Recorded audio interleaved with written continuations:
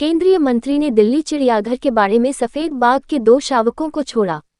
केंद्रीय पर्यावरण मंत्री भूपेंद्र यादव ने दिल्ली के राष्ट्रीय प्राणी उद्यान में बाघों के बाड़े में सफेद बाघ के 2 शावकों को छोड़ा। पर्यावरण मंत्रालय ने एक बयान में कहा है कि भूपेंद्र यादव ने मादा शावक का नाम अवनी रखा है, जिसका अर्थ है पृथ्वी, और नर शावक का नाम व्योम है, जिसका अर्थ आकाश है। जैसा कि हम लोग जानते हैं कि इन शावकों को 24 अगस्त 2022 को बाघिन सीता ने जन्म दिया था। यादव ने ट्वीट किया, स्कूली बच्चों और चिड़ियाघर के कर्मचारियों की मौजूदगी में 8 महीने के अवनी और व्योम को उनके बाड़े में छोड़ा गया। चिड़ियाघर में आने वाले लोग अब अवनी और व्योम को देख सकेंगे।